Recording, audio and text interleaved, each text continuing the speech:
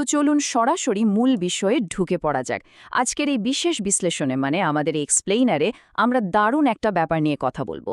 একটি একেবারে খাঁটি ঐতিহাসিক ইসলামিক ঘটনা, ৩ জন মুসাফির এবং গোপন আমল। আচ্ছা, একবার ভেবে দেখা যাক তো, মানুষের চোখের আড়ালে করা খুব ছোট কিন্তু একদম বিশুদ্ধ একটা ভালো কাজ কিভাবে জীবনের সবচেয়ে অন্ধকার আর বিপদের মুহূর্তে আমাদের চূড়ান্ত মুক্তির কারণ হতে পারে। হ্যাঁ, ঠিক এটাই আজ আমরা দেখব। ৩ তো ঘটনাটার শুরু আজ থেকে অনেক অনেক বছর আগে। ৩ জন মানুষ তারা বের হয়েছিলেন বেশ লম্বা একটা সফরে। সারাদিন হাঁটার পর ক্লান্তি যখন চরমে, দিনটা প্রায় ফুরিয়ে আসছিল। চারিদিকে বিশাল সব পাহাড় আর সূর্যটা ঠিক ডুবুডুবু। এমন সময় পাহাড়ের বুকে কেমন একটা গা ছমছমে নিস্তব্ধ নীরবতা নেমে আসে, তাই না? ঠিক সেরকমই একটা মুহূর্ত। রাত তো নেমে আসছে, তাই নিরাপদ আশ্রয়ের খোঁজে তারা দ্রুত একটা পাহাড়ের গুহায় ঢুকে পড়লেন। কিন্তু এরপরই ঘটল আসল বিপত্তি।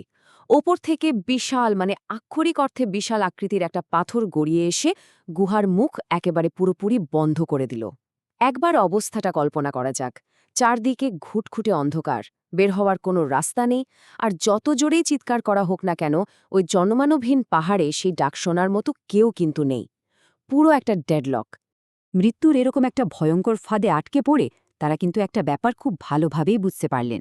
দুনিয়ার কোনো মানুষ এখন আর তাদের বাঁচাতে পারবে না। কেবল ওপরওয়ালার সাহায্যই একমাত্র ভরসা। তাই তারা একটা দারুণ সিদ্ধান্ত নিলেন।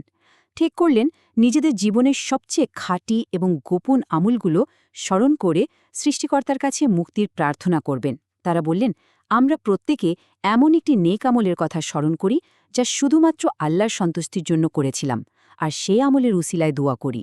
প্রথম আমল, পিতামাতার সেবা। তো এই প্রথম মানুষটি প্রতিদিন সবার আগে তার বৃদ্ধ মা বাবাকে খাবার দিতেন। একদিন কাজ থেকে ফিরতে বেশ দেরি হয়ে গেল। এসে দেখেন মা বাবা ততক্ষণে ঘুমিয়ে পড়েছেন, হাতে দুধের পেয়ালা। কিন্তু তিনি করলেন কি, সারা রাত ওই একইভাবে তাদের শিয়রে দাঁড়িয়ে থাকলেন। তিনি চাইলে কিন্তু খুব সহজেই নিজের ক্ষুধার্ত স্ত্রী সন্তানদের আগে খাবারটা দিয়ে দিতে পারতেন, কিন্তু না, তিনি তাও করেননি। শুধুমাত্র আল্লাহর সন্তুষ্টির আশায় তিনি সারা রাত ওইভাবে অপেক্ষা করলেন। তিনি তার এই একদম বিশুদ্ধ কাজটার কথা স্মরণ করে আল্লাহর কাছে সাহায্য চাইলেন। আর এর ফলাফলটা কি হলো সেটা সত্যিই অবাক করার মতো। গুহার মুখ আটকে রাখা বিশাল সেই পাথরটা সামান্য একটু সরে গেল। গুহার ভেতরে একটুখানি আলোর রেখা এসে পড়ল ঠিকই, কিন্তু ফাঁকটা এতই ছোট যে সেই পথ দিয়ে বের হওয়ার মতো কোনো উপায় এখনও তৈরি হয়নি। দ্বিতীয় আমল, হারাম থেকে বেঁচে থাকা। এবার আসা যাক দ্বিতীয় মানুষটির কথায়। তিনি এক চরম প্রলোভনের মধ্যে দিয়ে গিয়েছিলেন। তিনি এক নারীকে প্রচণ্ড ভালোবাসতেন এবং এমন এক পরিস্থিতি তৈরি হয়েছিল যে চাইলেই খুব সহজে একটা বড় পাপে জড়িয়ে পড়া যেত। কিন্তু একদম ঠিক সেই চরম আকর্ষণের মুহূর্তে শুধুমাত্র আল্লাহর ভয়ে তিনি সেখান থেকে নিজেকে গুটিয়ে নেন। নিজের ভেতরের এই খাঁটি ভয়ের কথাটাই স্মরণ করে তিনি এবার মুক্তির জন্য দোয়া করলেন। আর তারপরেই পাথরটি আরও একটু সরে গেল। গুহায় আটকে পড়া মানুষগুলো এবার হয়তো আরেকটু বেশি আলো দেখতে পেলেন, বুক ভরে একটু খোলা বাতাসও নিতে পারলেন। কিন্তু না, এখনও বের হওয়ার মতো যথেষ্ট পথ তৈরি হয়নি। বন্দিদশা কিন্তু এখনও কাটেনি। তৃতীয় আমল, আমানত রক্ষা পারা। এটা কিন্তু এক অসাধারণ সততার গল্প। একজন শ্রমিক তার মজুরি না নিয়েই চলে গিয়েছিলেন। তো এই তৃতীয় মুসাফির সেই টাকা নিজের কাছে শুধু ফেলেই রাখেননি, বরং তা একটা ব্যবসায় বিনিয়োগ করেছিলেন।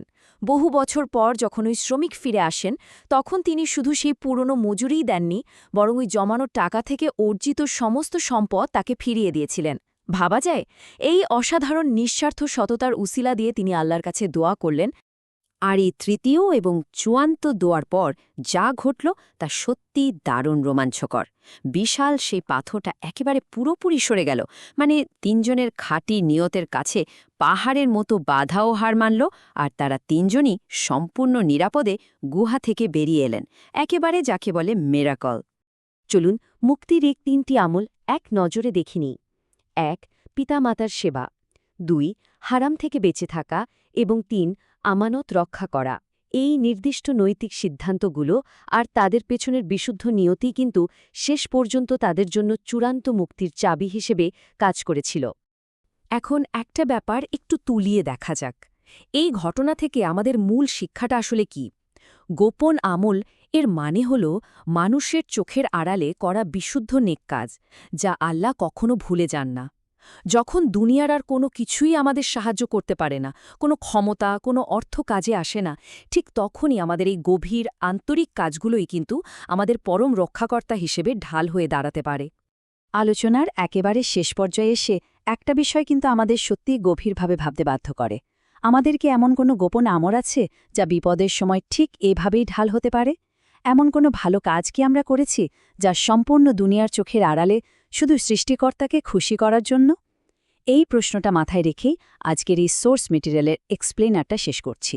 ইসলামিক ইতিহাসের এমন আরও সত্য ও শিক্ষণীয় ঘটনাগুলোর বিশ্লেষণ পেতে ফেদি স্টোরিজ চ্যানেলটি লাইক, শেয়ার এবং সাবস্ক্রাইব করার অনুরোধ রইল। নিরাপদে থাকা হোক আর ভালো কাজের সাথেই থাকা হোক।